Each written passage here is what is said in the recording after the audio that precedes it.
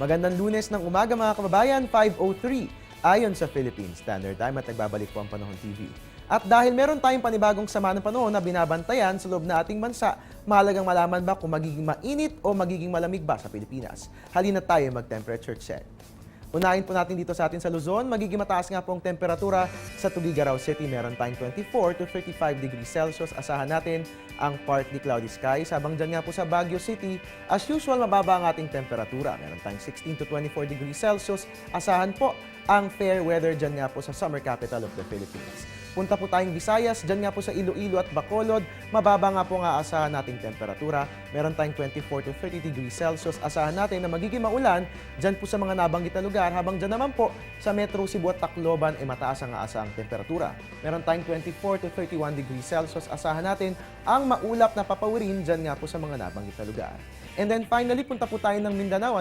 Dyan nga po sa Metro Davao ay mataas ang ating aasahang temperatura. Meron tayong 25 to 31 degrees Celsius. Asahan natin ang fair weather. Habang sa Cagayan de Oro, mababa po ang aasahang temperatura. Meron tayong 23 to 31 degrees Celsius. Asahan natin ang partly cloudy skies. Ganun din po mga kababayan, mababa din ang aasahang lagay ng temperatura.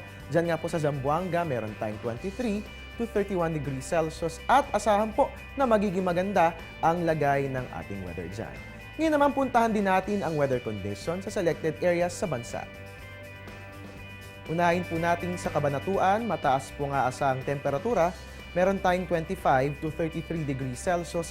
Habang sa Catbalogan po ay mababa nga asang temperatura. Ganun din sa Calapan at sa Dumaguete, meron tayong 24 to 30 degrees Celsius. Puntahan po natin ang Dipolog, mataas din po ang aasahang lagay ng panahon dyan. Meron tayong 24 to 30 degrees Celsius at pinakamababa naman po ang aasahang lagay ng temperatura sa Surigao. Meron po tayong 22 to 30 degrees Celsius. At ngayon mga kababayan, mahalagang malaman natin ang sakit na tuberculosis at kung paano ito nakukuha at paano nga ba ito maiiwasan. Panoorin po natin yan para sa isang buhay na puno ng sigla.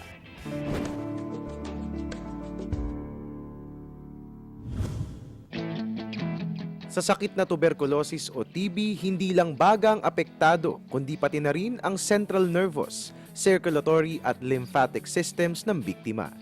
Ito ay sanhi ng mikrobyong Mycobacterium tuberculosis na karaniwang naipapasa sa pamamagitan ng laway. Mas madaling magka-TB ang mga taong may mahihinang pangangatawan, ang mga may edad na at ang may mga sakit na AIDS at iba pang respiratory diseases. Malalaman kung ang isang tao ay may TB kung nakararamdam ng mga sumusunod na sintomas ng tumatagal ng 3 linggo o higit pa. Ubo na maaaring may kasamang dugo, lagnat, pananakit ng likod at pagbaba ng timbang. Kapag nakaramdam ng mga ito, magpakonsulta agad sa doktor. Isa sa mga sinusuri nila ay ang plema. Kinakailangan itong i-check ng 3 beses para sa mikrobyo na nakukuha sa TB. Sinusuri rin ang laway. Nagsasagawa rin ng chest x-ray at tuberculin test. Gaya nga ng nabanggit, madali lang itong maipasa. Kaya para hindi mahawa ang mga mahal sa buhay, inumin lagi ang gamot.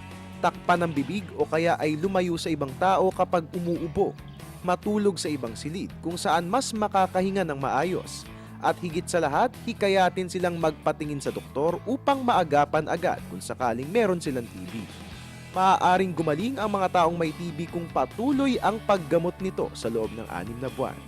Kapag nasimulan na ang paggagamot, makatutulong din ang pagpapakonsulta sa doktor kada buwan upang malaman ang lagay ng kalusugan. Kapag gumaan ang pakiramdam, hindi ito senyales na magaling na ang biktima. Dapat pa ring ituloy ang paggagamot hanggang tuluyan siyang gumaling.